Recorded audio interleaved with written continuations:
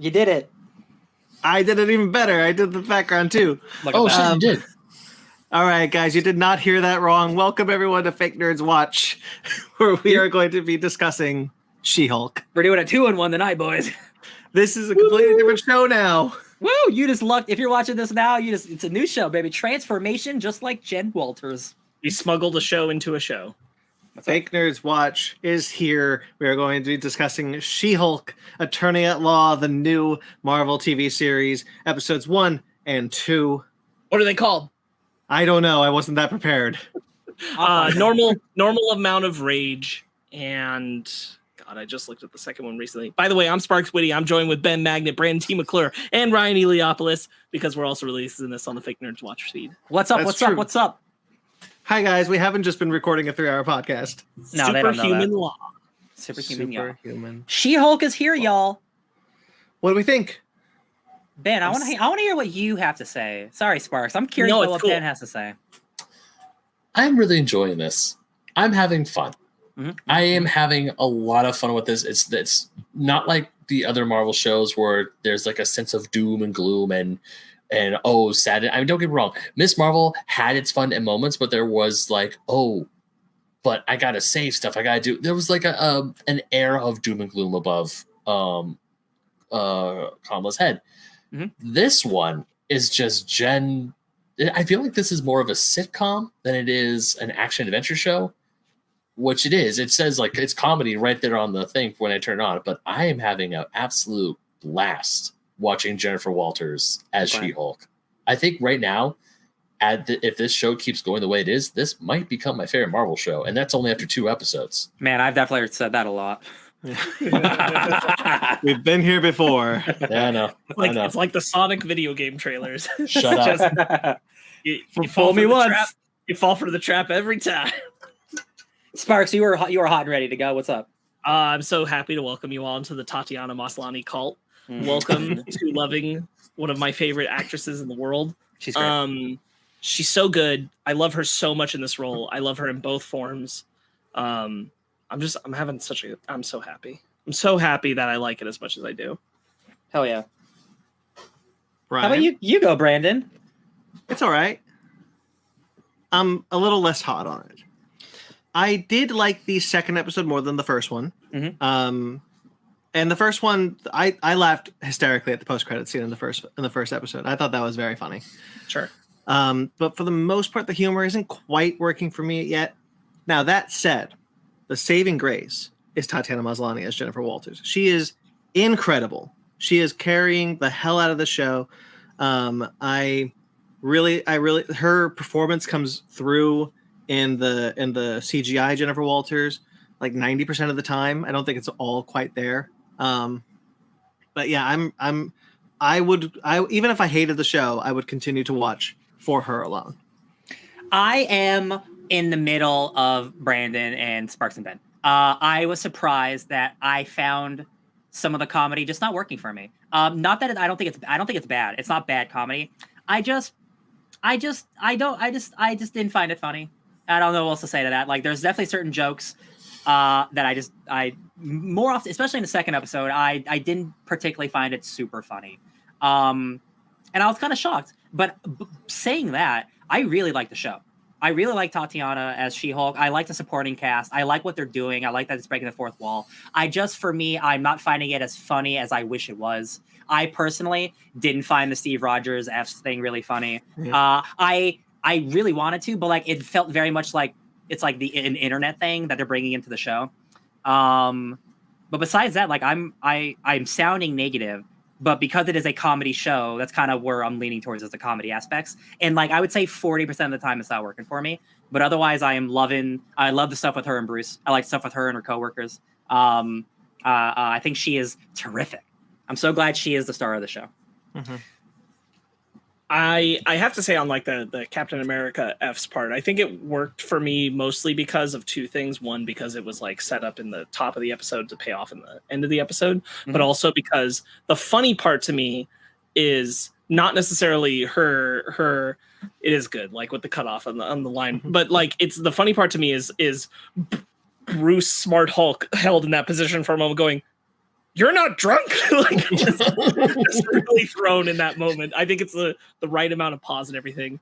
I'll be honest, like funny isn't a word that immediately comes to mind for me for the show because I don't think I've laughed that much necessarily, but I am having fun, and that's what's important to me. Yes. Yeah, I'll agree with that. I am having fun. Yeah, I'm just in with the MCU being what it is, where it relies on comedy a lot. I'm surprised that the comedy show isn't as funny as some of the other non-comedy aspects of the Marvel universe. That's what I mean. The show is supposed to be the funny one, and I'm not laughing as much as other like lesser, like not lesser, but like less comedic things. Yeah, but that's just the first 2 episodes, and again, it's not like it's bad writing. It's just I just don't think it's funny. I really liked the second, like when the second episode ended, where she's like, "Hey, I'll take the job," and she goes, "Oh, that sucks." I'm like, that had me cackling, and also this, of course, Sparkz. I think the same thing too. I mean, yes, when she's Captain America, and it cuts out. I loved it, but yeah, Bruce's delivery is like, "You're not drunk." And I really like Ruffalo in this. I do find it funny that it ended up working out. Him being normal Bruce and Shang-Chi. Yeah. I always kind of thought like, what are we gonna do? And it's like, oh yeah, I got this thing and it makes me human for a bit while my arm heals. So I'm like, yeah, okay, sure, whatever, I'll allow it. I will say this is not a knock on the show, really. It's more a knock on just like MCU canon stuff. I'm just disinterested that we like had normal Mark Ruffalo Bruce for a moment just to go immediately back to Smart Hulk, and like that's going to be the standard of him forever now. Just because I'm still just disinterested in like he has no issues now. Like we've resolved him because he's never going to have his own movie, so we're not going to dive into it. So he might not have his own movie himself. Sure. That doesn't mean Hulk stuff is not happening in the future. Absolutely. I think a lot of that frustration, if I may, because I think I have the same frustration, and I've really kind of like, it kind of really hurt watching She-Hulk this time. Hulk's entire character arc has happened off screen. Mm-hmm. We've not seen it at all, and that really sucks. And that's kind of because we never had a Hulk centered movie after the Incredible Hulk, right? So now we have She-Hulk, and it's like, yeah, this is really the end of what was started in the Incredible Hulk, and now we're just kind of had the static Hulk. Now that's not to say that after the show they can't do anything with that, because like, you know what, we've all heard the rumors that World War Hulk is on the table. Mark Ruffalo could go back to the Savage Hulk. I'm into that. I'm totally down with that. But here, kind of like, yeah, I don't know. It's just he just kind of feels like not really an interesting character, as much as I do like his inclusion and relationship with Jen. I think the only part that worked for me, and I think the thing is like the dynamic would be more interesting to me if he didn't feel as confident or comfortable anymore for whatever reason with being the blend of Bruce and Hulk at the same time. But him having this concept of, I understand exactly what you're going through. It's exactly the same as me. No, it's not exactly the same as me. But it's exactly the same. And that's what I'm trying to like Bruce being locked in that. This very much feels like that first episode is trying to pack in so much. This is all the stuff we couldn't say after Incredible Hulk about what was going on with Hulk. And like what it is that he's obsessed with this like separation concept. And the fact that Jennifer doesn't have it is like really, really eating at him. And I will say that I'm like, I don't think every aspect of that is executed super well in the writing of the first episode. That I feel like agree. I feel like there's better ways that could have been brought forward or conveyed. But what sells me is that I fully believe everything about Jen in the episode. Yes. Both because of how she's written, but also Maslany's performance. And like, I've never believed Hulk is in a room more than when Maslany is talking to him. Yeah. She's so good. That it kind of makes it irrelevant that Ruffalo's Hulk is kind of lagging behind as far as like making me believe in a lot of the emotional stuff that he's trying to lay out. The first episode introduces her origin, which is that Bruce was human, so he was able to get injured when a Sicarian spacecraft shows up out of nowhere and they crash the car, and so his blood mixed with hers. I love in it. The car crash. I love it because like she's got to be She-Hulk. She's got to get his blood somehow, and it's not gonna. I don't think they were gonna do the blood transfusion thing because like he's a scientist. He knows not to give her his blood. So it to be really silly, and he just like accidentally oops over her open wound with his wound. I think it's comic book silly, and I really liked it. It's silly. I like it. Yeah, it is comic book silly, but like she cuts the arm open, and then she's trying to cradle him, but he's got a cut on his head, and it drips into her arm. I also felt like he's saying like, no, get away from me. Yeah. And I feel like it stayed in line of like what he knew happened with his blood in the Incredible Hulk when it got into a soda bottle. Yeah. Well, or into the soda bottle with Stan Lee. Yeah. Like he knows his blood is not good when it mixes into other people in different ways. Like so it felt completely good. Like I had no qualms with it. Yeah, I kind of wish we had more human Bruce. It's not his show, so like I understand. Like I'm happy with that.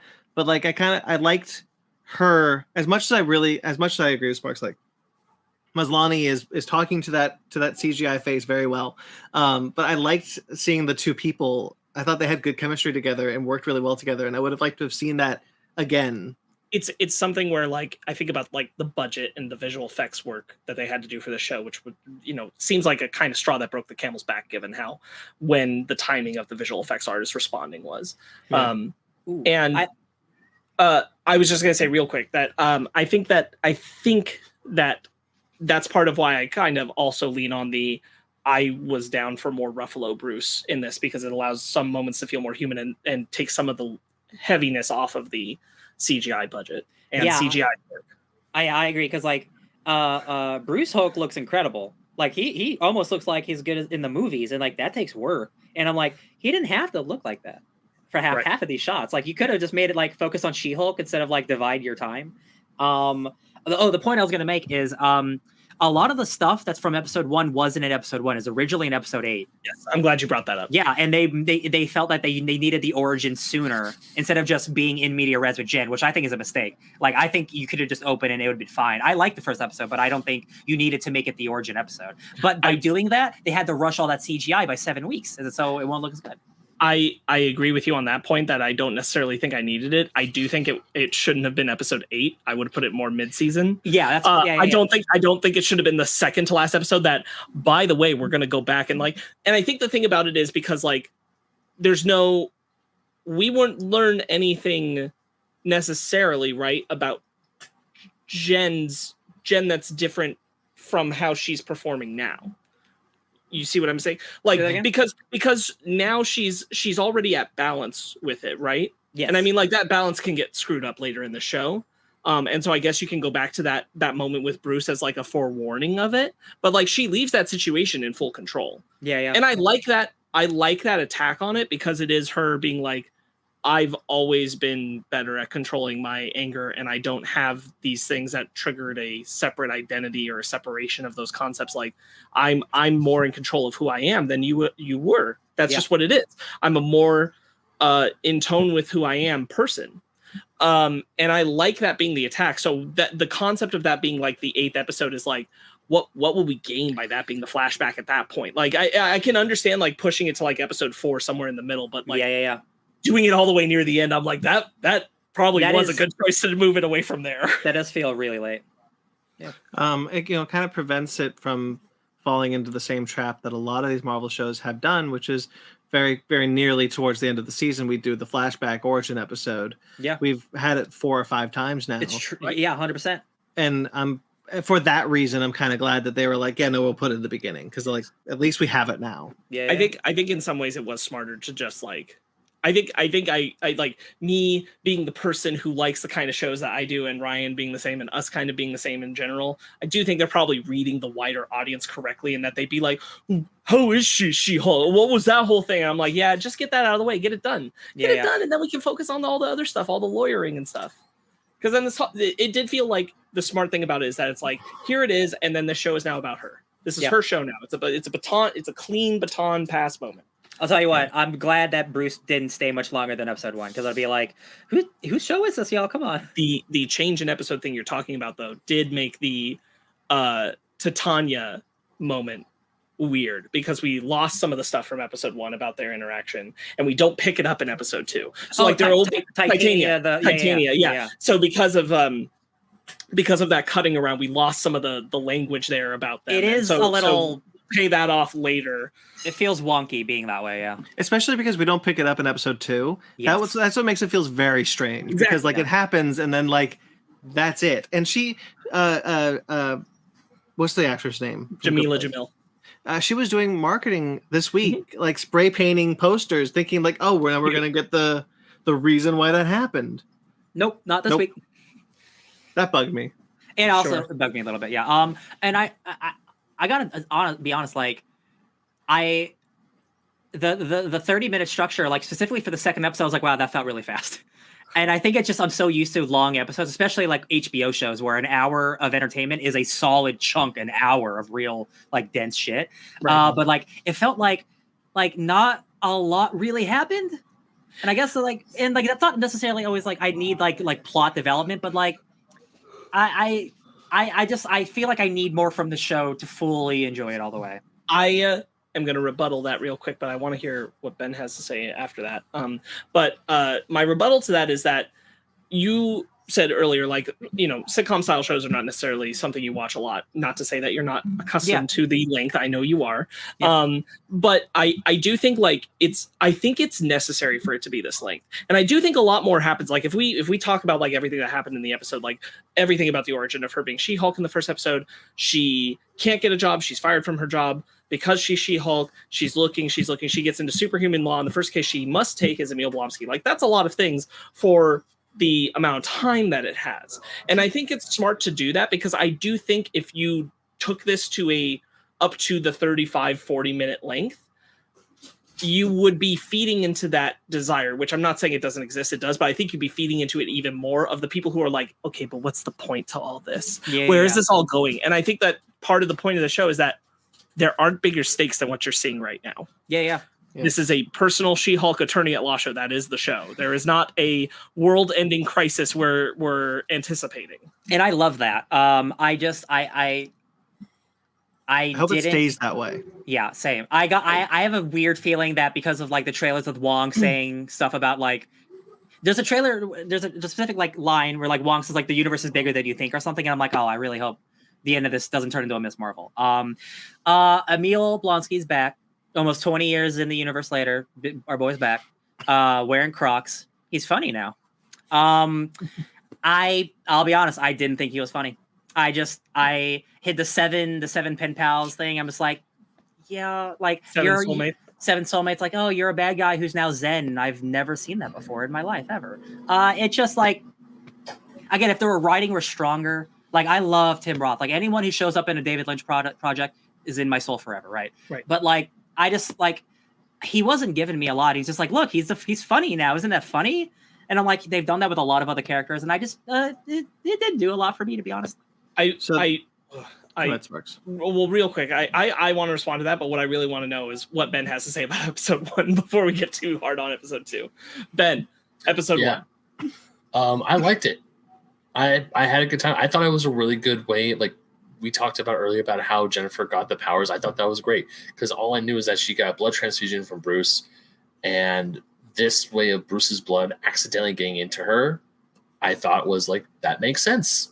I'm okay with this. I'm okay with this change from the comic books. I thought the scene where she goes into the bar where all the girls go into the restroom and they see her, they start helping her out with the shoes and the makeup, I thought was hilarious. And that is a good moment. She's like, can I borrow someone's phone? All 4 phones. And even the stuff with Bruce where she gets real with Bruce about, because Bruce is saying you need to control your anger. She's like, I do. Look at all the stuff that I have to go through living life as a woman. And then when she turns into a Hulk and she turns back in, it's like, no, that's me.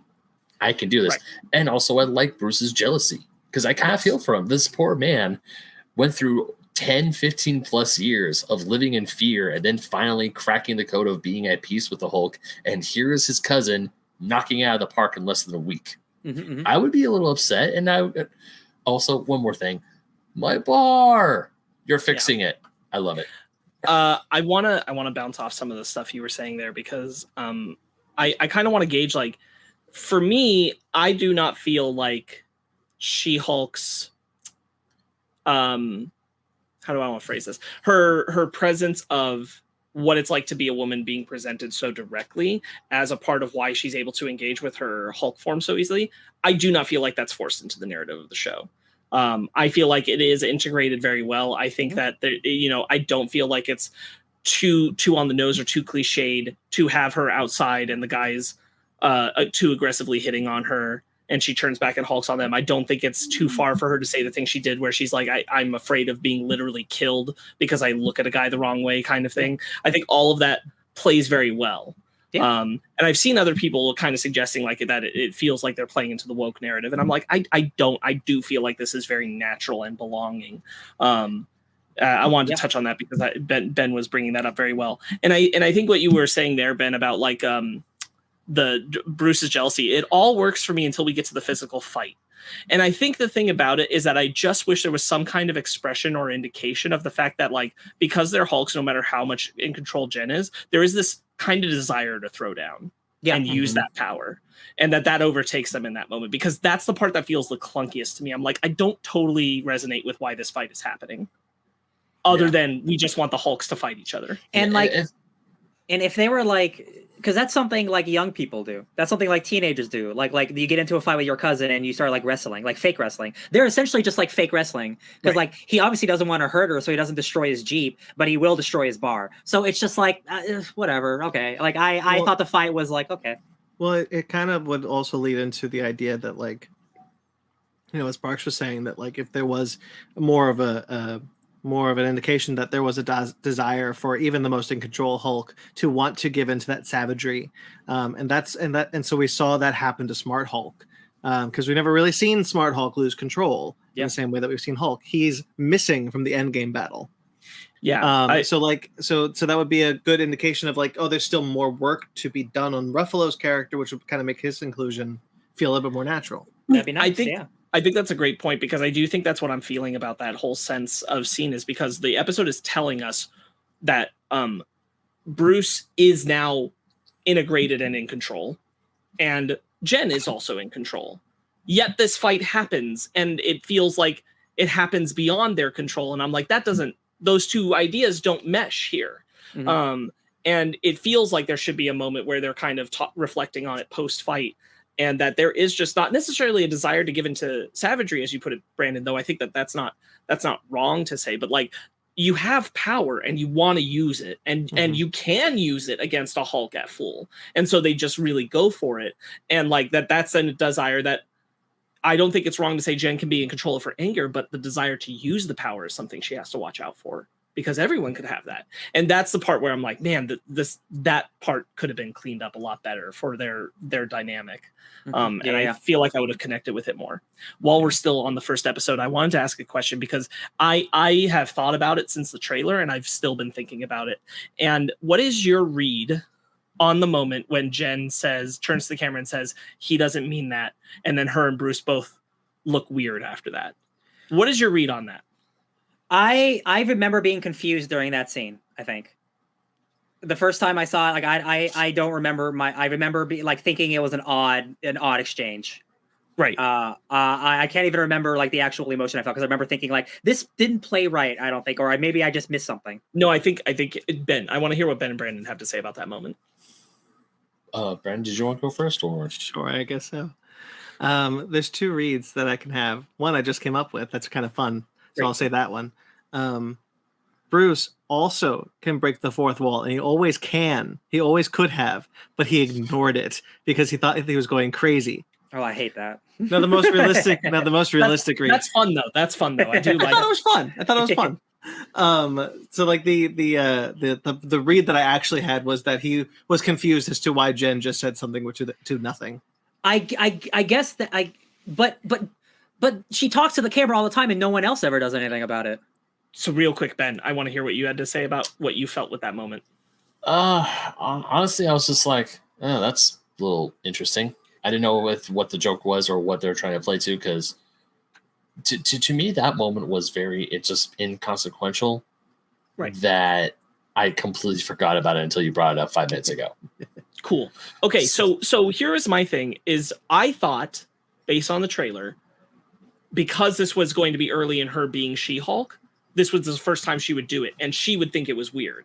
That all plays for me, but Bruce hearing her is the part that doesn't. And I'm in Ryan's camp on the same, which is like, in the first episode, what I thought might be happening is because the only other time she talks to the camera is when she's in a room by herself. And I thought that this might be something where they were going to play in a space of like never saying one way or another, but that like we're doing her talking to the camera thing because that's part of like Jen and the comics and everything, and we're playing to that notion and everything.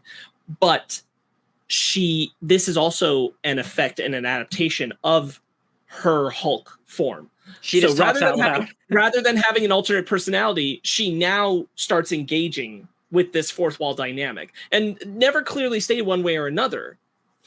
But for that to work, I felt like the implication would be that other people would hear it. So she would have to kind of choose her moments in the way she does it. And the Bruce thing made me think that theory was probably correct. But the second episode shows me that it's not. Because she talks to Holloway or whatever his name is. Exactly. Because she talks directly to the camera while another person's talking to her. And so that Bruce moment makes absolutely no sense to me. I don't know what they're going for. I'm like, why are they both weirded out by this? I understand Jen if this is the first time she's ever done it, but not Bruce. This makes no sense to me. I've thought about it and I'm like, I don't know what the intention is here. And I just want to know where you guys landed on it, because it vexes me so. Yeah. I think it's just bad. It might be a bad joke. Hashtag fun theory. That's what I'm going to start now. Hashtag fun theory. I appreciate you, Brandon. I like a fun theory. Some quick notes on episode 1, because there's a lot more I think I want to talk about episode 2. Just I love the references to Tony. I think they're very sweet. I like the concept of the bar that they built and everything. During the trip. I think that's all very cute. I think it's very, very rewarding to get that implication as a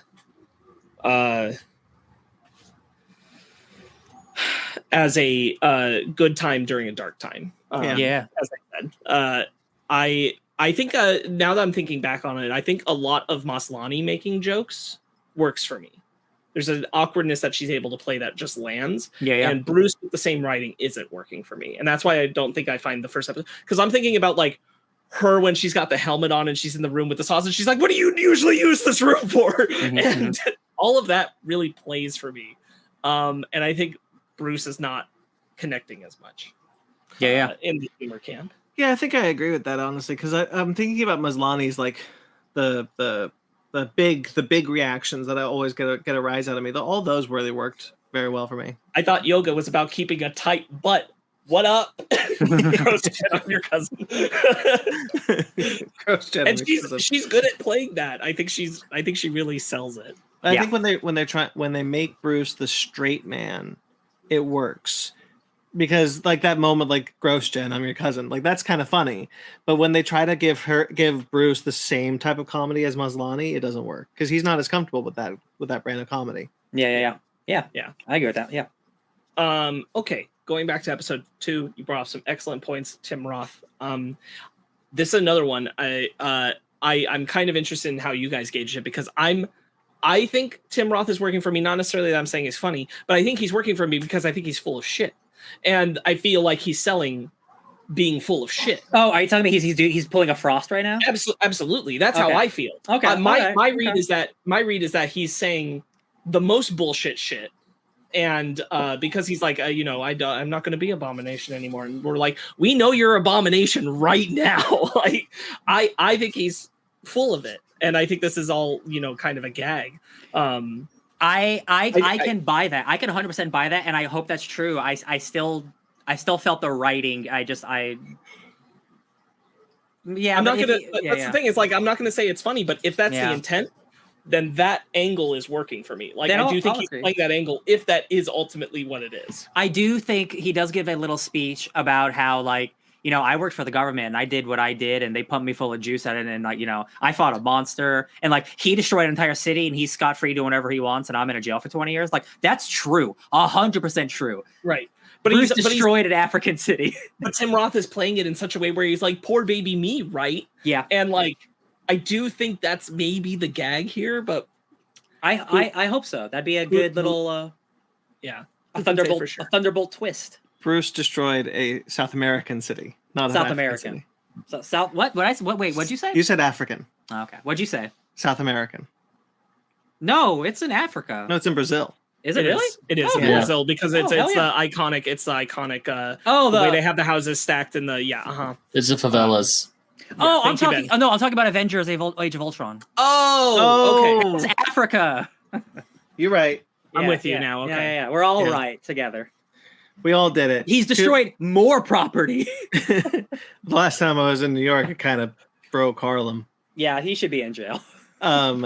The thing is that he's. I mean, the Avengers were supposed to take him down initially. Like that's why Tony goes to see for the Abomination. Mhm. Sure, it's true. Yeah. So yeah, Jen gets hired to work for this new superhero legal fund. She gets hired because she's She-Hulk and stuff, and she's got to be She-Hulk. That's funny. I like that. I think this is a brilliant concept setup here for the MCU. Yeah. The notion that we have gotten so beyond control of these superhumans, we need a superhuman law division. Enter Jen Walters, a perfect candidate for this. But we need you to be like, I think the prompts for this are all excellent tee up for the MCU. Just right. Just right to pitch perfect this. Holloway, like her like shitty boss. Excuse me. He's so good. He is so good at being like a shitty lawyer boss. Mag, I agree with Mag. I think the map joke where the best bathroom is perfect. Where he's giving the basket and he's like, "This is a map to the best place to poop." Oh right, yeah. And Jen's like, "Thank you." Yeah. That guy, the guy who does that, is that Prometheus from Arrow? Yes. Yeah. It is. It's Adrian Cross. Yeah. He's got a beard though. Yeah. Good for him. I thought I recognized him. Yeah. I didn't get a chance to talk about Blonsky. If that's cool. No, absolutely. Please. We're all here. As y'all know, I'm a huge Incredible Hulk fan. Absolutely. Someone's gotta be. I really like that movie, and I don't mind holding that flag alone. So as the MCU has brought in like General Ross, that's it. These are kind of like piecemeal Incredible Hulk bits. I was very excited to see Emil Blonsky back because I'm like, yes, finally we're going back to the Abomination.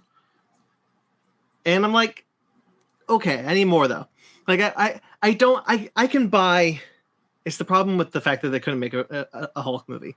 Like, it's been many years since 2008 in the MCU. So, like, going from that to now, I understand the character arc. I get it. I am bummed we never kind of got, like, a proper villain return before this. Mm-hmm. Like, before we got to this guy. Again, like Blonsky's, much like Hulk's, this is kind of a problem that's going to pop up with, like, any legacy character that comes up from the Incredible Hulk.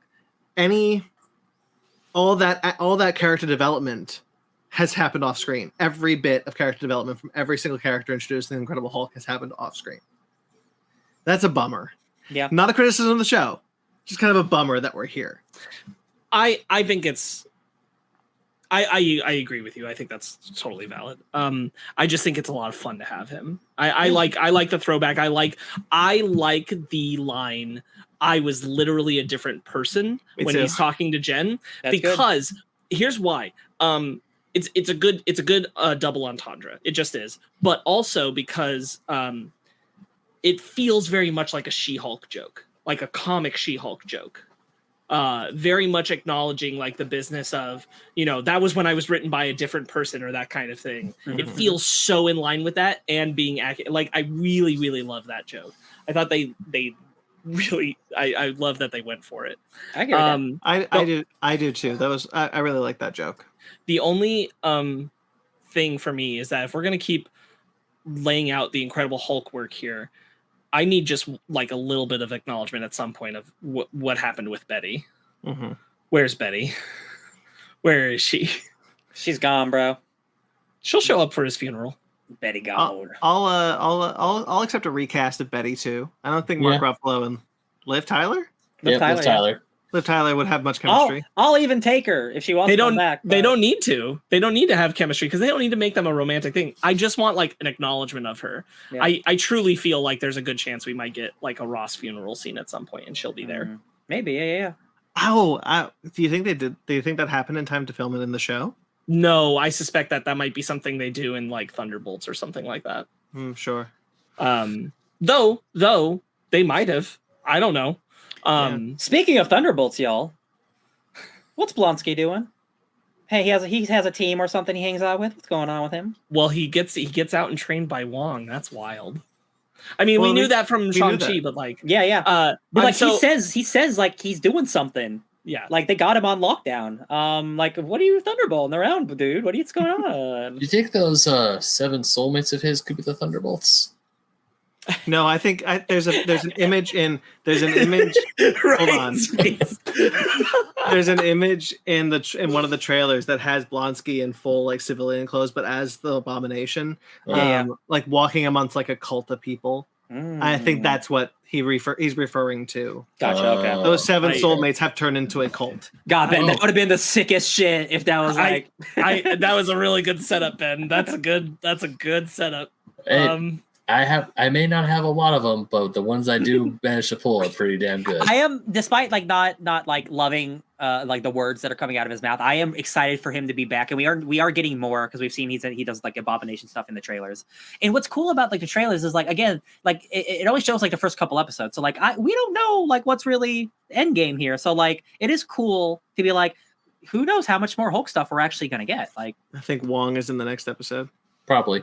Oh, almost definitely, considering the footage that was released. Yeah, I would definitely say Wong. When's Matt 5? I'm saying 5. I'm saying 4. I'm gonna say the end of 4, but The end of really, 4? really in 5. Like he's literally the last second. Oh, of 4. tease into full. Yeah, like you see him in 4, but you get all the good stuff in 5. Like he appears in 4. Got it. I see the queue up for Sparkz said it. Just the idea of like they've released the footage. Everyone's going to see it's Wong fighting Blonsky. I mean, anybody who knows who Wong is. And Tatiana and like Jennifer Walters will reach out to Wong, and that's how we're going to get like the, hey, what the hell? What are you doing? Yeah. I amend my statement. I think Daredevil will be teased up at the end of episode 5 to appear in episode 6. I rethought about how long this season is. That's what. Yeah. How many episodes do we have? 9. Oh, okay. It's the same amount of time. It's just half the episode. Yeah, like Wanda. Real quick and for fun, I want to talk about some of the headlines that show up in the show in episode 2. What is up with that statue in the ocean? That's the question on everybody's mind, I guess. Oh, why is there a stone man in the ocean? I didn't see that. Yeah, There's another one. There's another one I know Ryan really wants to bring up. Ryan, you go for it. Ben, this actually was in the show. Man with metal claws fights in bar fight. Wolverine, baby. He's got metal claws. In X-Men, the first movie, he shows up in a bar fight. I'm just saying. And they're not saying that's it, but that's what they're telling us. It's cool. It's just a little nugget. It's just kind of nice. It's whether or not it's disregarded or not, because that sort of thing could easily be like whatever. Just for fun, yeah. But like, it's kind of nice to know that mutants are there. Not that mutants are around, because we know that from Miss Marvel, but like they're there. Wolverine is in the world. And She-Hulk's such a good show for like teasing that kind of thing, because we're about to encounter a bunch of superheroes and supervillains who we've never heard of before. Yeah. Wolverine in the MCU who have never been around, and it's going to be like, yeah, these folks have been operating, we just haven't been focusing. Hey guys, what comic book did Wolverine first appear in? Hulk 181. I have to wait 180 episodes for She-Hulk? Damn, that's like 10 seasons. Yeah, but like I was also kind of happy that like, first off, I was not with the horde of internet people yelling like, why won't they acknowledge the Eternals? I didn't care. Like I whatever. I know that there's a statue there, but like I was kind of happy to be like, okay, finally they shut the hell. They're gonna shut up now that they've done it. They've given you your Eternals. If you're gonna make a movie and then like years happen and more things come out, just acknowledge it a little bit, just a little bit. Yeah, just be like, by the way, there is still a giant statue in the ocean. I mean, that's like one of those things where you need somebody just to be like, yeah, what's up with that? It's not like it's not like a Statue of Liberty size. That's like a mountain. That's like a big old man. You can land a helicopter on that. That's a whole ass man. I mean, that thing takes up the horizon. That is like that's still like I see that shot floating around the internet every now and then. That's a gorgeous shot. Gorgeous. Come back, Chloe Zhao. I really love. I'm all about this Eternals praise. I really love the stuff with Jen's family. I think it's really good. Yeah, I really especially like with her dad. Mm-hmm. Yeah, so what does Hawkeye do? Does he go around collecting all of his arrows? Good dads in the Marvel universe. Yeah. Yeah. Zara was asking me, okay, so if Jennifer, so are the older sets of parents Mark Ruffalo's parents? I Nope. was like, I don't think that's the case. If you know anything about Hulk's parents, nope. They did. Nope. They did. But I really like the fact that they all think that, like, okay, so now that you're a Hulk, you're part of the group chat, right? Like, they just put you in the group chat, right? Constantly ask her questions about the Avengers, or even just like the ending little. I know we're only 2 episodes in, but I love the ending little bits of each episode. Are you talking the post credits or the credits? Like the air quote post credit scenes, like where she's her putting up that TV did things to me. Yeah, or where she's like carrying all the water. It's like, Dad, I'm glad you're staying hydrated, but this is excessive, don't you think? What are you doing, Paramount? Yes, I think the water gag is super good too, Ben. It's like, this is excessive. Dad, I'm glad you're hydrated, but this is excessive. Or when she's like holding up the car, I just love how when Jennifer Walters is using her strength, and it's just like for her it's nothing. Like she's lifting a car, and her cousin and like her other cousin Ched, which is Ched, the genius Ched Banner. God, Ched, where Ched is like trying to fix the wheel, and she's just sitting there like. Ched is the secret MVP. I did want to see Mark Ruffalo. Part of the reason why I'm sad that we don't get more Mark Ruffalo scenes, I would have liked to have seen Mark Ruffalo in that scene. Honestly, Sure. At the family dinner. Interacting with those characters because they are his family. Yeah. And we've never seen Hulk's family in the MCU. So that would have been really fun. But I do like the tease of like, nah, he's in space now. Yeah. Yeah, he's gone. Interesting. It's interesting that they're basically gonna do like a backdoor pilot for whatever Hulk's doing next in She-Hulk. Which is fine. I guess it's the best place to do it because it's a related thing. Very interesting though, because like you just have like a Sakaar ship just show up in episode 1 like out of nowhere. That's like, all right, I guess, cool. Like gotta figure that out later. Like I'll be shocked. Like I was a little like taken back, and I'm like, oh, we're just doing it just like that. I see. Okay, this is throwing it right in like that. Like and I'm fine. Sakaar sent for him for some reason. I want to believe that he's got a son that he left behind on there, and that's what that World War Hulk's not going to be about so much him. It's going to be about his son. Yes. If you try to tell me that Hulk did not have sex while he was on Sakaar, oh my God, you are sorely mistaken, bro. Just like how Captain America boned on his 1942 we saw that butt. What are the Thor movies known for? Showing butt. We saw the Hulk's butt. That is an attractive butt for women. I fully believe it's like, yo, like we need you back on Sakaar. Shit's going down with your kid. Also your son. Also your son, but like he doesn't know that part. And then he's like, oh, word, I gotta go. Hold on, I'll be back. He definitely like angrily flirted with Valkyrie 100%. So. I want to touch on I think that the montage is done pretty well of her sitting in different rooms, people telling her, sorry, it's not going to work out. And the lights. Really good. Yeah, beautiful.